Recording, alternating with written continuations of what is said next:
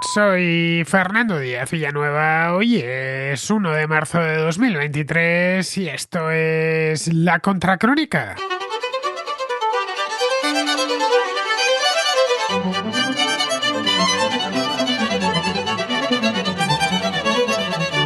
El primer ministro del Reino Unido, Rishi Sunak, y la presidenta de la Comisión Europea, Ursula von der Leyen, se reunieron este lunes para anunciar un nuevo acuerdo sobre el estatus comercial de Irlanda del Norte. El acuerdo, conocido como Protocolo de Windsor, pone fin a la salvaguarda irlandesa, firmada durante las negociaciones del Brexit y que había dejado a Irlanda del Norte dentro de la Unión Aduanera Europea, para que permaneciese abierta la frontera entre las dos Irlandas. La salvaguarda, que llevaba en vigor desde principios de 2020, nunca ha funcionado. Ha sido, de hecho, una fuente continua de problemas y dolores de cabeza para ambas partes, especialmente para la europea, ya que era objeto de continuas violaciones, la burocracia era infernal y abundaba el contrabando. Hasta la consumación del Brexit, el comercio entre Irlanda del Norte y la República de Irlanda era sencillo, ya que ambas estaban dentro de la Unión Europea y compartían la misma regulación. Cuando Irlanda del Norte abandonó la Unión, junto al resto del Reino Unido, era necesario resolver esta cuestión, ya que la normativa europea requiere controles fronterizos de todas las mercancías que entren desde países extracomunitarios. Algo similar sucedió en Gibraltar o en Chipre, las otras dos fronteras terrestres del Reino Unido con la Unión Europea.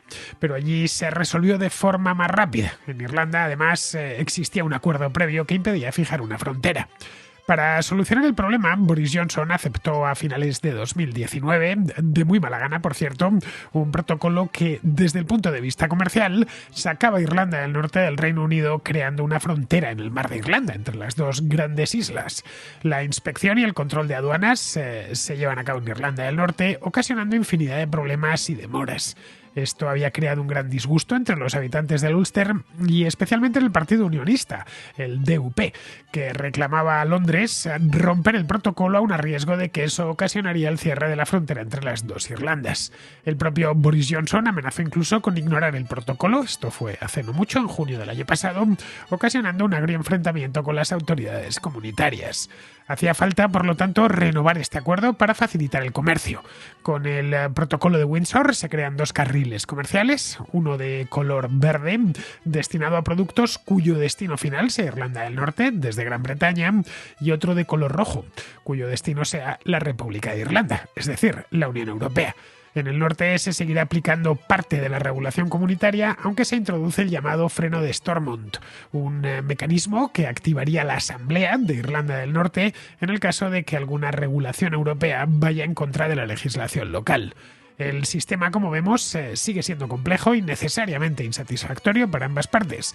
Los unionistas quieren una separación completa y los europeístas la unión entre las dos Irlandas y la reintegración del Ulster en la Unión Europea. No se sabe aún cómo se va a controlar el contrabando de forma efectiva, ya que el acuerdo confía en la buena fe de los británicos. Pero, de cualquier modo, este nuevo protocolo supone un avance sobre lo que había y, lo más importante de todo, inaugura una nueva era en las relaciones entre el Reino Unido y la Unión Europea, que llevan años bajo cero. La desconfianza es la tónica general y los enfrentamientos por infinidad de asuntos son la norma. Para Rishi Sunak, un ferviente partidario del Brexit desde mucho antes del referéndum, es un alivio que le permite dirigir su atención sobre otros problemas más apremiantes. Para Ursula von der Leyen, el protocolo de Windsor es el primer paso para la normalización de las relaciones con el Reino Unido, algo que viene persiguiendo desde que llegó a la presidencia de la Comisión Europea hace ya más de 3 años.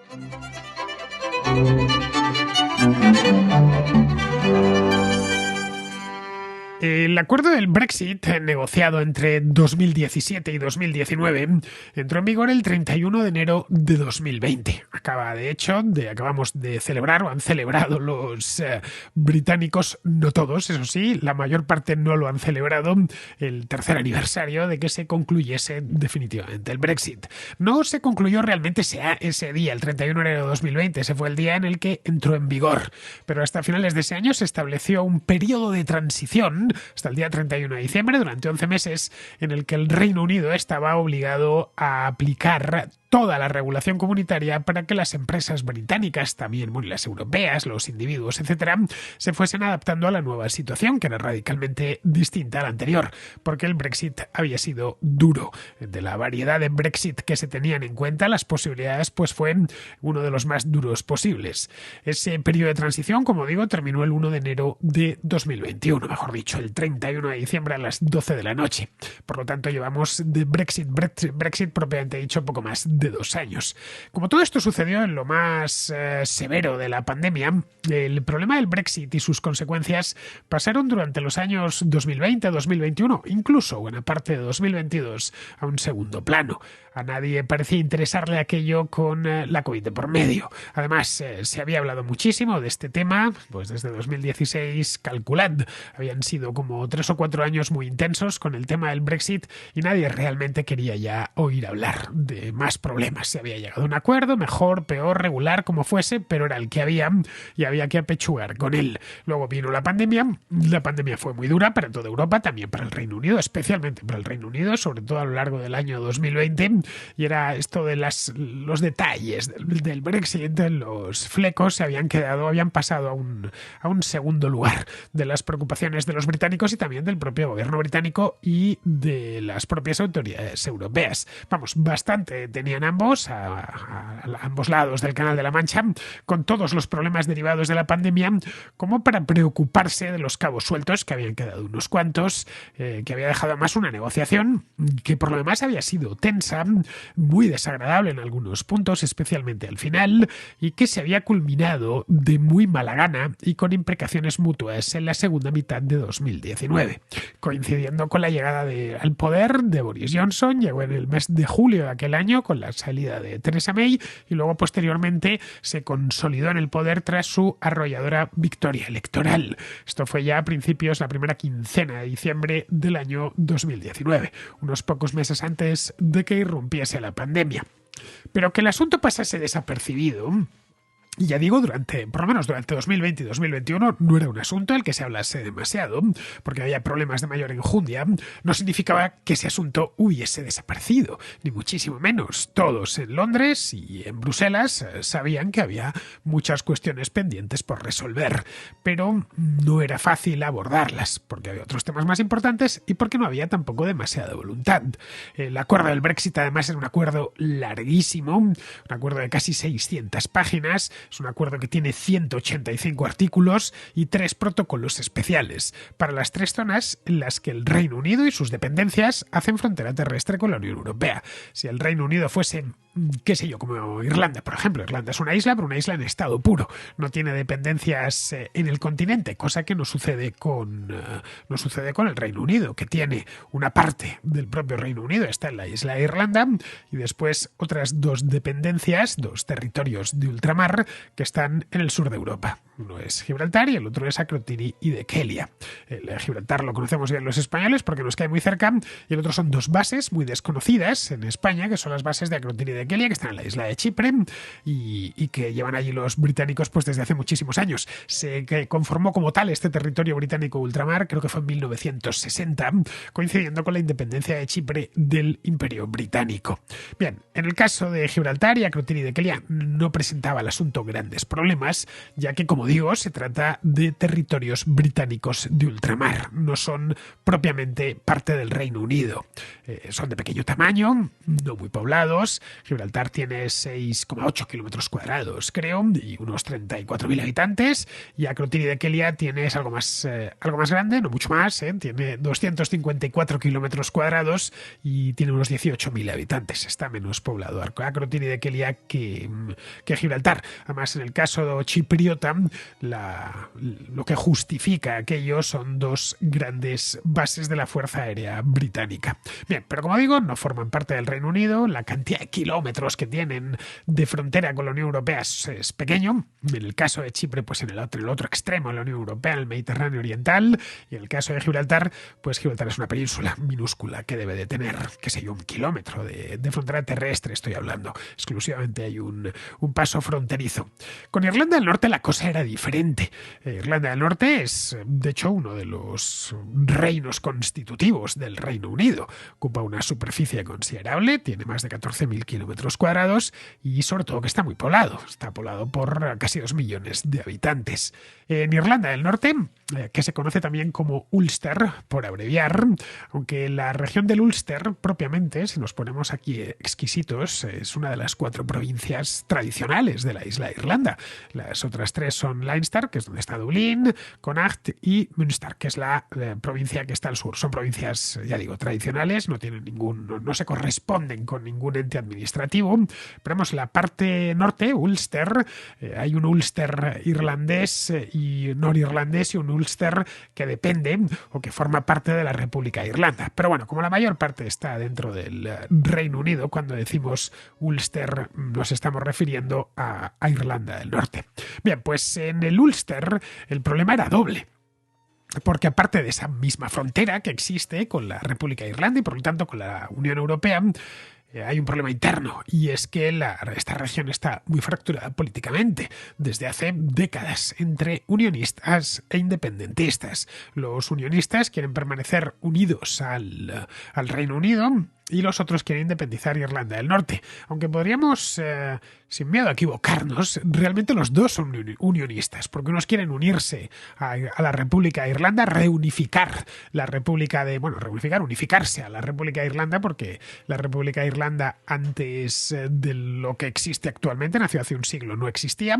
Vamos a unirse a la República de Irlanda y los otros quieren permanecer unidos al Reino Unido, a UK. Vamos, sí que en ambos casos se les puede llamar unionistas sin equivocarse. Los primeros eran en su mayor parte, los unionistas británicos, eran en su mayor parte partidarios del Brexit. Los segundos, los unionistas irlandeses o independentistas, lo que fueron en su mayor parte también, de nuevo, partidarios de permanecer en la Unión Europea, ya que eso les permite seguir unidos a la República de Irlanda. Esta fractura es visible en todos los ámbitos de la vida del Ulster, desde hace muchísimos años. Es visible también en el Parlamento Regional, la Asamblea Regional, que está situada en una zona de Belfast que se llama Stormont. Bueno, de ahí que por metonimia se identifique en Irlanda del Norte el poder político con el nombre de Stormont. Un poco lo que pasa en Escocia con Holyrood, o bueno, lo que pasa en España con Moncloa o en Estados Unidos con la Casa Blanca. Pues bien, en Stormont el partido unionista, llamado DUP o DUP, Democratic Unionist Party, y el independentista, que es el Sinn Féin, el mismo que la República de Irlanda, en gaélico significa nosotros mismos, creo recordar, eso de Sinn Féin. Pero entre ambos, desde que existe esta asamblea, que es poco más de 20 años, se reparten la mayor parte de los escaños. En las últimas elecciones, que fueron hace poco tiempo, fueron menos de un año, en mayo del año pasado, ganó el Sinn Féin y es su candidata, Michelle O'Neill, la primera ministra de la región. Pero aún así el DUP sigue teniendo mucha influencia, especialmente en los condados costeros, que son los más propensos al unionismo, los que votaron mayoritariamente por el Brexit en 2016. El resto de la región votó por la permanencia. De hecho, en pocos lugares se vio la fractura del Brexit de una manera más gráfica que en Irlanda del Norte. La mayor parte de la región, algo así como un 62%, votó en contra de separarse de la Unión Europea, pero si acercábamos la lupa, hacíamos zoom sobre la región, veíamos que realmente en ciertas zonas, las fronterizas con la República de Irlanda, la diferencia fue muchísimo mayor, del 62%. Y en cambio, en las zonas costeras, las que dan con el mar de Irlanda, la diferencia a favor de quedarse de salir de la Unión Europea también fue mayor. En el caso de Belfast, que es la capital del Ulster, la cosa estaba dividida. Pero bueno, como vemos, el asunto tenía una doble complicación. Por un lado, la discusión entre Londres y Bruselas para fijar los términos del divorcio, y que se demoró varios años, y por otro, la discusión interna dentro del propio Ulster. Esta última era especialmente acalorada porque mucho antes del Brexit, Brexit, bastante antes del Brexit, pues de casi 20 años, 18 años exactamente antes del Brexit, en el año 1998, se firmó un acuerdo entre el Reino Unido y la República de Irlanda para hacer desaparecer la frontera entre las dos Irlandas, creándose lo que allí denominan Common Travel Area, es decir, la zona de viaje común. Se evaporó la frontera, algo así como una zona Schengen en miniatura. Vamos, cuando uno cruza de Irlanda del Norte a Irlanda del Sur, si queremos llamarla así, a la República de Irlanda, no tiene que atravesar puesto fronterizo alguno. Eso ha posibilitado, ha sido magnífico para la economía irlandesa, para las dos Irlandas, por supuesto, y ha posibilitado pues que en muchos casos nos encontremos con que hay un centro comercial en el lado irlandés del sur y el aparcamiento del centro comercial esté en el lado irlandés del norte, y que al desaparecer las garitas fronterizas y los problemas aduaneros, pues se haya convertido toda esa zona en una zona que es internacional, pero teniendo en cuenta que ambos lados son irlandeses, hablan el mismo idioma, son gente con las mismas costumbres y tradiciones, pues no parezca que hay una frontera. Uno se da cuenta que ha cambiado de país, pues porque en el Reino Unido siempre se pagó con libras y en Irlanda en euros, y porque en el Reino Unido no terminan de asumir el sistema métrico decimal, mientras que en Irlanda sí está metrificado, pero por lo demás es exactamente lo mismo. Bien, a ese acuerdo se le conoce como Acuerdo de Viernes Santo, porque se firmó ese mismo día, en el 98. El Brexit duro que quería Johnson y los Tories más radicales, pulverizaba ese acuerdo y sacaba a Irlanda de la Unión Europea en materia aduanera.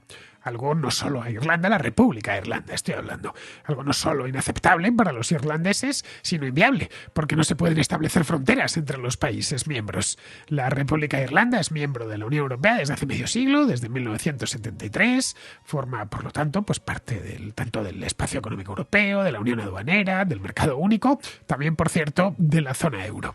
Bien, eso convertía los 500 kilómetros de frontera, que además es una frontera muy larga, de frontera terrestre entre las dos Irlandas, en el principal escollo del Brexit.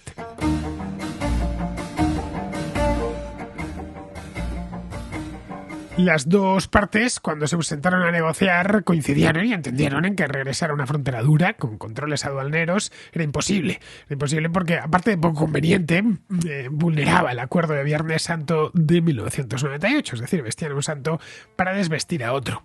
Pero claro, si el Reino Unido abandonaba el mercado único y abandonaba por la manera en la que lo hizo, es decir, la manera más dura posible, abandonaba también el espacio económico europeo, algo que se les ofreció, estar fuera de la Unión Europea, pero dentro del espacio económico europeo, como por ejemplo es el caso de Noruega. Bien, frontera tenía que haber, pero tenía que haber frontera en algún lugar, no iba a ser dentro de la isla, luego tendría que ser fuera. La Unión Europea propuso entonces una salvaguarda que se acordó con Theresa May y luego se revisó con Boris Johnson. El acuerdo final, como os digo, imponía un Brexit bastante duro. El Reino Unido saldría completamente de la Unión Europea, quedándose también fuera del espacio económico, en el que, ya digo, están algunos países extracomunitarios como Noruega, está también Islandia, está Suiza, pero dejaba dentro a Irlanda del Norte. Eso implicaba una frontera en el mar de Irlanda, por más que le doliese a Johnson. Algo parecido a si, qué sé yo, Francia sale de la Unión Europea, pero la isla de Córcega se queda dentro. No sería el caso porque Córcega no tiene una frontera interna, pero vamos, si la tuviese, o si se va a España y las Islas Baleares de nuevo se quedan dentro, no de la Unión Europea, pero sí al menos del espacio económico europeo y del mercado único, es decir, de la Unión Aduanera. Eso es el resultado que tenía, que en la contracrónica lo hemos hablado muchas veces, y además desde que empezó a tratarse este tema a principios del año 2017. De hecho, traje esta misma historia el año pasado en junio, cuando Boris Johnson dijo que iba a violar, dijo exactamente muy en el estilo johnsoniano, que iba a violar un poco el protocolo irlandés, nada más, que no iba a violarlo mucho, pero que iba a violarlo porque era inaceptable para los británicos tener una frontera en el mismo bar de Irlanda. Así que cuando empezaron a instalarse los controles, que pues tan pronto como en enero del año 2021, Lo que hizo Johnson y muchos británicos fue protestar airadamente. Te digo, Johnson llegó a presentar un proyecto de ley el año pasado para permitir que el gobierno británico rompiera las partes del protocolo que creyese convenientes. Es aquello que dijo, debía violarlo un poquito. En Bruselas se lo tomaron con calma, no les gustó evidentemente. Anunciaron que si eso se llevaba a la práctica, lo denunciarían y que eso, por supuesto, erosionaría el propio Reino Unido por no cumplir sus compromisos internacionales. Y en este caso no estamos hablando, como os comentaba en aquel programa, de que Johnson se hubiese encontrado un acuerdo firmado por otro y no lo reconociese. No, es que era el mismo acuerdo que había firmado él, el que él mismo quería violentar solo 2 años después. La realidad es que para entonces, junio del año pasado, en Bruselas estaban ya un poco hartos, un poco bastante hartos de esto, porque los controles no se estaban aplicando, simplemente. No se cooperaba con los agentes aduaneros de la Unión Europea, que estaban destacados en los puertos del Ulster, y el contrabando se había convertido en la norma y además en un problema. Las autoridades británicas no facilitaban información en tiempo real de lo que entraba por los puertos. Si lo daban era después y además de muy mala gana.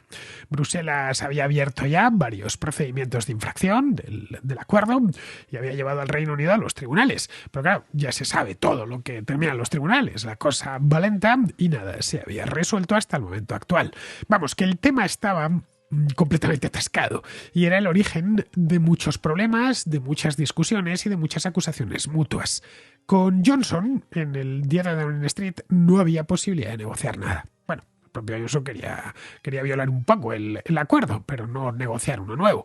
Así que, el acuerdo que quería negociar era incorporar Irlanda al Reino Unido, la República de Irlanda, y asunto resuelto, ya está. Muerto el perro se acabó la rabia, ¿no? Así nos salimos los dos de la Unión Europea, no solo el Reino Unido. Así que la cosa se quedó en espera de que se aclarase la situación política en Londres. El año pasado, pues nada, unos meses después, a la vuelta del verano, cayó el gobierno de Johnson, llegó Liz Truss, que estuvo muy poco tiempo, no hubo tiempo de negociar, pues porque su gobierno duró 1 mes y medio, y luego ya posteriormente en octubre llegó Rishi Sunak. La llegada a Rishi Sunak fue recibida con cierto optimismo, porque aunque Sunak siempre fue partidario del Brexit, esta es la verdad, es un tipo mucho menos maximalista que Boris Johnson, mucho menos teatral, de hecho no es nada teatral este hombre, y mucho más pragmático, y eso era lo más importante. De modo que tan pronto como su gabinete se acomodó ya en el gobierno, 2 equipos negociadores se sentaron a finales del año pasado a negociar y repensaron el problema irlandés desde cero. El resultado de este repensado es el protocolo de Windsor, del que os hablaba al principio, que anunciaron este lunes, mejor dicho, lo habría recordado antes. El nuevo protocolo es simple, no hay nada simple en esto, evidentemente, y sobre todo cuando quieran llevarlo a la práctica, pero es fácil de explicar. Significa que los controles para las mercancías que entran en Irlanda del Norte van a discurrir por 2 vías diferentes, 2 carriles, 2 lanes, los han llamado en el Reino Unido. El carril verde, el Green Lane, será para mercancías que van de Gran Bretaña a Irlanda del Norte, pero que no cruzarán posteriormente a la República de Irlanda, no entrarán en la Unión Europea. Será mercado interno del Reino Unido. Luego está el Red Lane, el carril rojo, para mercancías que van de Gran Bretaña, de la Isla Grande, a la República de Irlanda, pasando por el Ulster. Nada más. En el primero no habrá controles, o mejor dicho, los habrá, pero no serán intrusivos, ya que los agentes de aduanas europeos podrán consultar en tiempo real la carga, lo que está sucediendo. Han prometido que les van a dar acceso al sistema informático para que ellos lo vean, y podrán supervisarla en el caso de que sospechen que va dirigida a territorio comunitario. En el caso del carril rojo, pues no cambiará nada, habrá una serie de controles porque vendrá ya señalada la carga desde el puerto de origen. Una carga que ha embarcado en Liverpool, por ejemplo, pues desembarca ya sellada por el carril rojo, pues ya directamente se hacen los controles pertinentes como si fuese un puerto comunitario, en una palabra, y a partir de ahí ya pueden entrar en Irlanda del Norte y pasar sin problemas y cruzar la frontera, la inexistente frontera con la República de Irlanda. No es, como vemos, ni mucho menos un sistema perfecto, para nada, y es muy probable que el contrabando entre las 2 Irlandas continúe, pero al menos no se vivirá en ese clima de continua desconfianza entre aduaneros británicos y comunitarios, y al menos funcionará en parte. Es que lo que teníamos hasta ahora no funcionaba de ninguna manera. El acuerdo facilita las cosas y eso será bien recibido Pues por las empresas, eso para empezar, que son a fin de cuentas las que realizan el comercio, las empresas no irlandesas sobre todo, pero a los brexiters de la línea dura y el DUP, el DUP no les gusta, porque la frontera en el mar de Irlanda se mantiene, aunque sea parcialmente.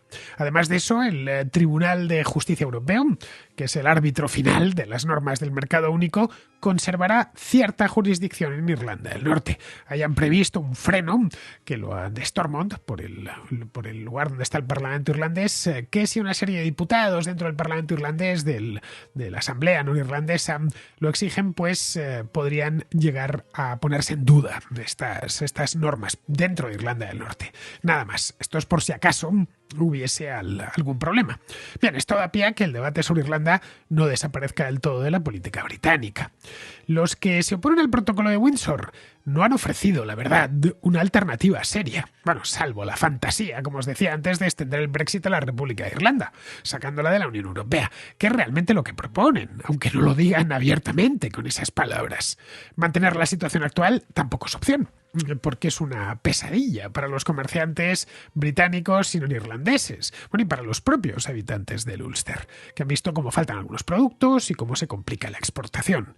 Insistir en el proyecto de ley del pasado mes de junio, el que presentó Boris Johnson de manera un tanto temeraria, que facultaba al gobierno británico a repudiar unilateralmente lo que quisiese de la salvaguardia irlandesa, bueno, pues eso ya lo sabemos, supone una violación del derecho internacional y envenenaría aún más las ya problemáticas relaciones con la Unión Europea. Para el DUP es aún más difícil de digerir este asunto. ¿Por qué? Pues porque esta salvaguarda se ha convertido, el problema del Mar de Irlanda se ha convertido en el centro de su programa político. Lo utilizan de reclamo continuamente para su base electoral, que es una base electoral pues unionista a machamartillo. Fueron precisamente los problemas derivados de la salvaguarda los que le sacaron del gobierno el año pasado. Gobierno que compartían con el Sinn Féin y que ahora el Sinn Féin ocupa en solitario. Ese maximalismo del DUP no casa del todo con la realidad política del Ulster, donde lo que quieren es evitar conflictos y no volver bajo ningún concepto a los años de plomo de los Troubles, que es como los problemas, vamos. Es un eufemismo con el que en el Reino Unido denominan a la época del terrorismo en Irlanda del Norte. Es muy posible, no lo sabemos, porque todavía no lo han dicho, pero es muy posible que el DUP rechace el protocolo de Windsor. Pero es que no habrá otro. Tendrán que conformarse con lo que hay. Es el mejor acuerdo posible, según están las cosas. Deberían tener muy presente, de cualquier manera, que la mayor parte de norirlandeses votaron en contra del Brexit y que llevan más de 10 años, los unionistas, quiero decir, perdiendo apoyo electoral. En las elecciones de 2011 obtuvieron el 30% de los votos, casi un tercio, en las del año pasado el 21% de los votos. Y han ido perdiendo desde entonces, desde el año 2007. Vienen dejándose votantes. Algo así debería hacerles reflexionar. Respecto al resto del país, pues el acuerdo amistoso, este que acaban de llegar, el protocolo de Windsor, esperemos que inaugure un nuevo tiempo en las relaciones entre la Unión Europea y el Reino Unido. Según están las cosas, pues tienen mucho más que ganar los segundos que los primeros. A partir de aquí se pueden ir firmando nuevos convenios que deshagan parte del destrozo que ocasionó el Brexit. Alguno ya incluso se ha cerrado, por ejemplo el de Horizon, de educación, que entregaba una cantidad bastante grande de millones de euros al Reino Unido para que estudiantes europeos estudiasen allí en universidades importantes. Vamos, bueno, eso se cortó en el acto, en el momento en que salieron de la Unión Europea. Pues cosas como esta se podrían, y otro tipo de convenios que hacen la vida más sencilla a los ciudadanos, podrían ir avanzándose, ¿no? Es decir, deshacer todo lo que se hizo mal durante una negociación en la que especialmente la parte británica estaba muy motivada para llevar a cabo una ruptura lo más dura posible. Pero en fin, eso llevará muchos años y seguramente sea necesario que la generación de políticos que trajeron el Brexit se retire.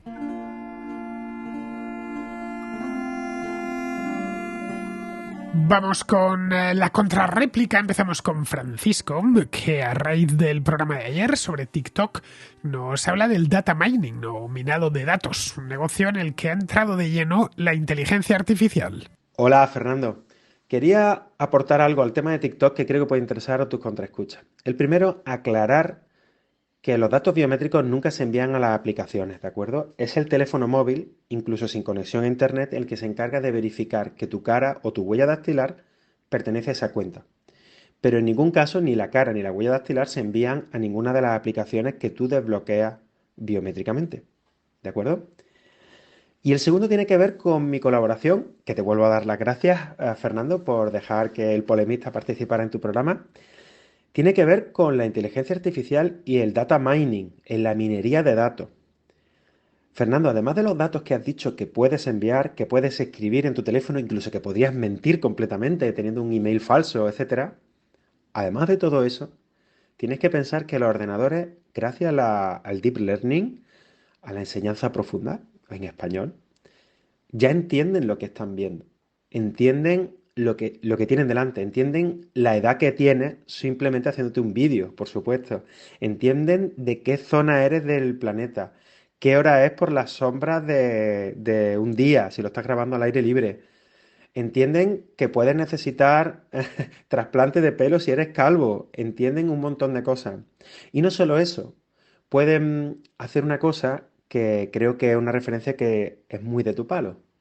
No sé si te acuerdas que antiguamente con las fotografías que se enviaban de secuestros o de terroristas, etcétera, y de vídeos, había equipos enteros de inteligencia buscando referencias para saber dónde estaba el fondo, cuál era, qué tipo de papel aparecía allí. O sea, utilizaban todos los datos de la imagen para poder saber dónde estaba esa persona, a qué hora se grabó, si podía estar viva, si no podía, de dónde procedía por su acento, etcétera. Bueno, pues todas esas cosas ya las hace automáticamente la inteligencia artificial y las puede procesar a una velocidad que impensable en el pasado. Entonces esto convierte la minería de datos en la imagen, en la misma fuente del vídeo, en datos imprescindibles prácticamente. Porque además no solo tengas en cuenta que la persona que aparece delante, sino todo el fondo y a las horas que aparece. A lo mejor una persona que no está en TikTok, pero aparece en un entorno, por ejemplo, como no sé, un edificio del Estado, pues gracias a ese vídeo pueden mapear tridimensionalmente cómo es para tener un acceso más fácil. Y si alguien pasa por detrás, pueden decir, pues esta otra persona que no está en TikTok que pasa por detrás estaba a tal hora en tal sitio. Vamos a trazar a qué hora y a qué sitios podemos acceder a esta persona. Es un poco terrorífico, pero recordemos que esto es lo que está haciendo China ahora mismo con todos sus ciudadanos en su país. Bueno, pues nada, creí que este aporte podría ser interesante para los contraescuchas. Un saludo y un abrazo y muchísimas gracias. Efectivamente, Francisco, eso mismo que comentas de la minería de datos es lo que hace con gran arte, por cierto, el gobierno chino para su sistema de crédito social. No es una simple base de datos de caras, como a veces se piensa, sino algo mucho más sofisticado. Los ordenadores que gobiernan en este sistema son capaces de aprender y de interrelacionar información de una manera y a una velocidad asombrosa. Esto ha llevado a las redes sociales, que se centran, cuyo contenido principal es el vídeo, como es el caso de TikTok, pues ha llevado a que sean, en fin, potencialmente muy peligrosas, porque es tener cámaras por todas partes. Bueno, permite a quien controle esa red tener en su poder más de 1.000 millones de cámaras de alta definición. No todos los vídeos de TikTok son grabaciones con la cámara frontal del teléfono, es decir, los tradicionales selfies. Mucha gente sube vídeos de terceros, pero sí una buena parte de los vídeos que se suben son vídeos propios en los lugares más insospechados. Yo, de hecho, acostumbro a grabar parte de mi producción en la calle, ya sea la contra, o los vídeos cortos, o los vídeos de viajes, o esos vídeos que hago por la calle con Alberto Garín, o con Jano, o con Sergio. Y una cosa que me sorprende de un tiempo a esta parte es que la mayor parte de la gente ni siquiera se fija en lo que estoy haciendo. Al menos en Madrid. En ciudades más pequeñas sí que noto cómo estoy siendo observado, ¿no? Pero en Madrid es muy poco corriente que se paran a mirar lo que estoy haciendo. Esto se debe a que hay mucha gente grabándose a sí misma por la ciudad. Es muy habitual que por la tarde salga a grabar a la contra del Parque del Retiro o a otro lugar de Madrid y me encuentre con otra persona o con varias que están grabándose un vídeo para Dios sabe qué aplicación. En fin, yo a través de estas aplicaciones puedo, el propio TikTok, ¿no? Puedo saber perfectamente qué tiempo está haciendo en Madrid, en París, en Roma o en Nueva York. En ese preciso instante, solo con echar un vistazo al feed de los Reels de Instagram o de TikTok o de los cortos de YouTube. No me hace falta más. También sé si la ciudad está limpia o sucia y hasta el nivel aproximado de polución que hay en ese momento. Simplemente con un vistazo. Se ha puesto de moda además en Twitch últimamente un nuevo género de directos conocido como IRL, que son las siglas de In Real Life, es decir, en la vida real, que consiste, bueno, pues en que los streamers que se dedican a hacer emisiones en directo, pues en lugar de hacerlas en su estudio, las hacen por la calle, por el lugar donde están. Van con la cámara del teléfono encendida y van contando cosas, casi siempre es su vida cotidiana. La cantidad de datos que estos streamers se están volcando en la red en tiempo real es muy grande. En fin, esa información debidamente tratada puede llegar a ser muy valiosa. Bien, vamos ahora con Javier, que está en Taiwán y que nos habla también del tema este de TikTok y su hipotética prohibición. Yo personalmente creo que no es nada recomendable ilegalizar TikTok. Y no estoy con esto minusvalorando su peligro. Todo lo contrario, creo que TikTok es una app totalmente perniciosa, no solamente porque sirva para sustraer datos para los servicios de inteligencia del Partido Comunista Chino, sino también porque es una poderosísima arma de propaganda con la cual los comunistas chinos nos quieren hacer creer que su modelo autoritario, que no respeta los derechos humanos, es mucho mejor que el modelo de las democracias liberales de Occidente. Este mensaje es totalmente aberrante y sobre todo alejado de la realidad. Esa idea, producto de la propaganda de los comunistas, de que allí no tienen problemas sociales, no hay problemas económicos, es una mentira que solamente se sostiene por el alto nivel de censura y represión existente en la República Popular de China. Bien, dicho esto, lo que no deberíamos hacer en ningún Estado de Derecho es cargarnos las bases mismas del Estado de Derecho. ¿Qué quiero decir con esto? Lo que caracteriza a los Estados de Derecho es una ley que está de parte del que sufre una agresión o una coacción. Y entre los que cometen coacciones puede estar el Estado.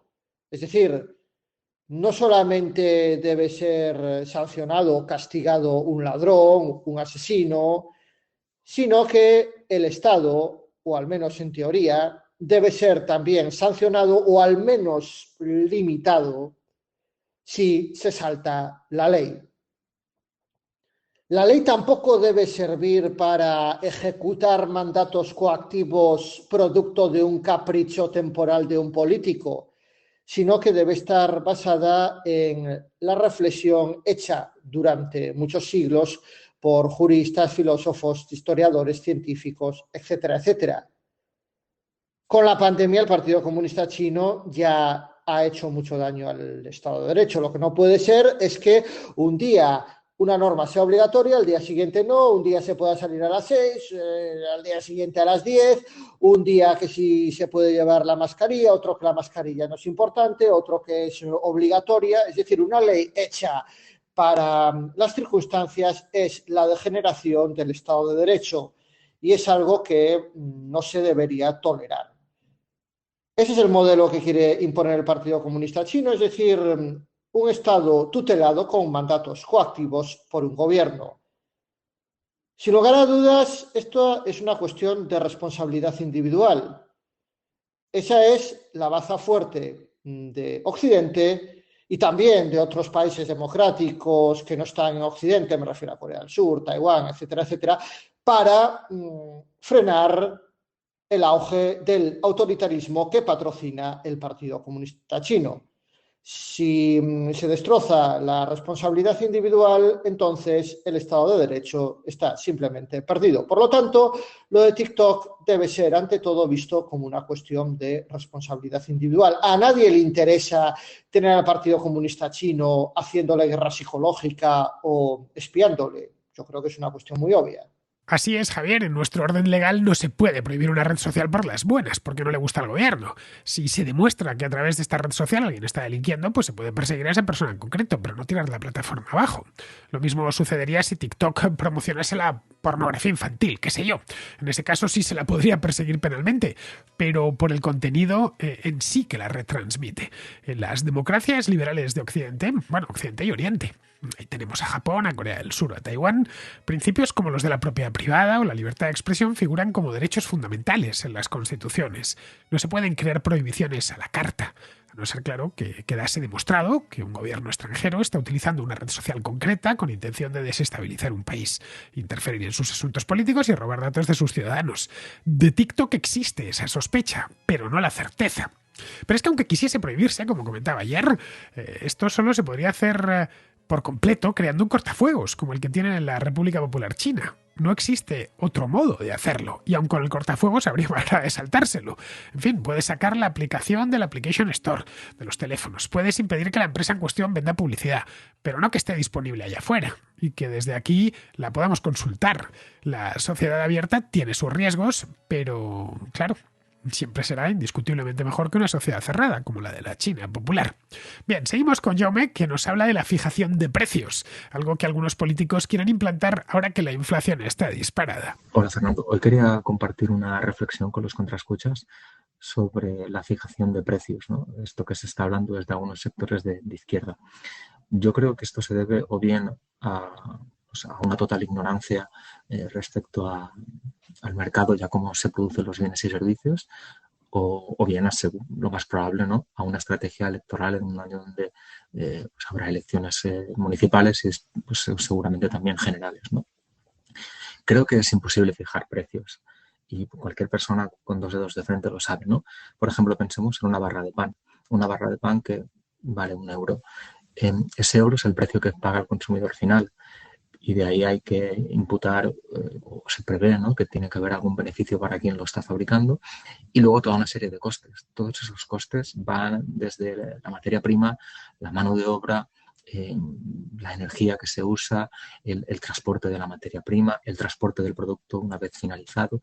Es decir, toda una serie de elementos o de costos que son casi imposibles de prever día tras día, ¿no? De ahí a que las empresas, sobre todo las grandes empresas, tengan todo un equipo de controles financieros, ¿no?, para ir viendo si está el margen correcto, ¿no? Yo lo que conozco de la gran distribución, porque trabajo un poco con ellos, es que aunque nosotros veamos grandes números de facturación, al final los márgenes que tienen no son excesivamente altos. Los márgenes de beneficio están entre un 3 o un 5% como mucho, ¿vale? Claro, nosotros pues cuando vemos que pues unas naranjas que en el campo valen €1, en el supermercado las están vendiendo por 5, claro, tenemos que entender pues todos los costes que hay detrás de almacenamiento, de energía, de personal, etcétera, ¿no? Yo a toda esta gente que habla de fijar precios, sobre todo para precios, les recomendaría que hiciesen una lectura, ¿no?, una breve lectura, bueno, no es breve, pero al menos la parte introductoria, de un ensayo de Leonard Read que se llama Yo el lápiz, ¿no? Yo lo leí creo que hace mucho tiempo, creo que en el instituto o incluso en la EGB, que decía, soy un lápiz y nadie sabe fabricarme, donde explica toda la complejidad que tiene un lápiz, que aparentemente es un elemento muy sencillo, pero que es tremendamente complejo de fabricar, como la gran mayoría de productos, ¿no? Bueno, una vez entendido esto, creo que se puede entender que es imposible poner precio a una barra de pan, ya que pues cada empresa, cada supermercado va a pagar un sueldo diferente a los trabajadores. La energía va a estar más cara o más barata dependiendo del mes. Cada barra de pan va a tener una harina y una calidad diferente de harina, una dedicación y una mano de obra mayor o menor.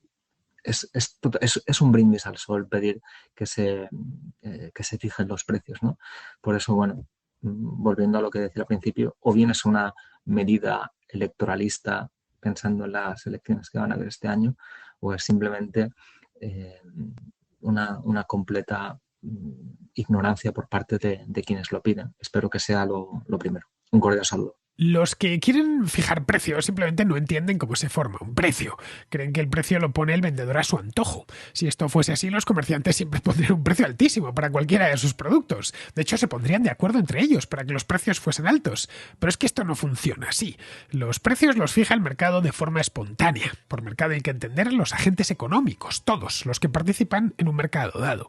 El precio de los tomates, por tomar un producto sencillo. No me voy a poner con un teléfono móvil, que es complicadísimo, que ahí sí que formar el precio de un teléfono móvil es muchísimo más complejo. Pero el caso de los tomates. Bien, ¿cómo se fija? Pues se fija entre quienes cultivan tomates, quienes los envasan y etiquetan, quienes los venden al por mayor, quienes los transportan, quienes los distribuyen, quienes los venden al por menor y los clientes que los compran. Todos ponen su parte, de manera descentralizada, completamente distribuida.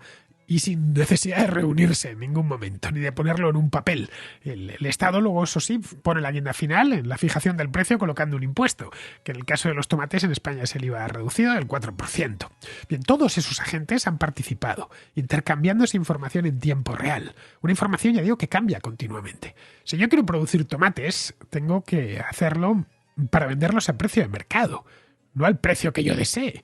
De lo contrario, todo sería carísimo, porque cada agente económico iría poniendo sus propios precios, y todos altísimos, por supuesto. Si quiero cultivar tomates, tengo que hacerlo más o menos por X euros la tonelada, no sé cuánto es. Si quiero envasarlos o transportarlos, lo mismo. Pero no puedo poner el precio que quiera, sino el que se paga en el mercado en ese momento. El precio puede cambiar, sí. Por ejemplo, una plaga mata a las tomateras. Bueno, en este caso la producción se resentiría. O si suben mucho el precio del combustible, que de forma repentina, ¿no?, que emplean los camiones, pues ahí se resentiría el transporte. Ante cualquier eventualidad de esa nueva información se incorpora el sistema de formación de precios y en muy poco tiempo irá hacia abajo o hacia arriba. Bueno, puede darse el caso de que la cosecha sea muy abundante un año o que el gasóleo baje de precio. Pero esto obliga a todos los agentes económicos a ser muy eficientes para poder ampliar sus márgenes, es decir, ganar algo de dinero o, en el caso del consumidor, ahorrar algo de dinero. Si los precios de todos suben a la vez y de forma sostenida, la cuestión hay que ir a buscarla a un fenómeno distinto. Este fenómeno no es otro que el dinero vale menos, porque es más abundante, algo que los agentes económicos van descontando poco a poco y subiendo sus precios en consonancia. Bien, ese fenómeno es lo que conocemos como inflación y está provocada directamente por las autoridades, las mismas que ahora dicen que esto se soluciona fijando el precio. En buena medida, como bien dices, Jaume, yo creo que hay algo electoralista en esto, ¿no? Hay gente que va a comprar esa especie de, esto es que hay unos comerciantes avaros que quieren nuestro dinero y quieren acaparar y hacerse ricos a nuestra costa, y yo soy un justiciero, un político justiciero, y se lo voy a impedir. En fin, nada que no sepamos. Estoy convencido que hay mucha gente allá afuera que compra este mensaje, pero vamos, con los ojos cerrados. Bien, pues vamos a terminar ya. Vamos con Pizarro, que nos habla de TikTok. Si se acredita que delinque, TikTok debería ser sancionado o incluso cerrado en función de la gravedad del delito. Imaginar que no delinque, perteneciendo como pertenece a rehenes de la mafia comunista china, es para candorosos. Aceptar tratos con el Partido Comunista Chino mediante simpáticos titireteros intermedios es una idiotez para cortoplacistas y sin vista panorámica, lo que no puede prohibirse y de lo que habrá que arrepentirse amargamente. Un cordial saludo de Pizarro. Y hasta aquí, queridos amigos, llega la contra de hoy, primer día de marzo, mañana será el segundo y estaré aquí de vuelta. Hasta mañana.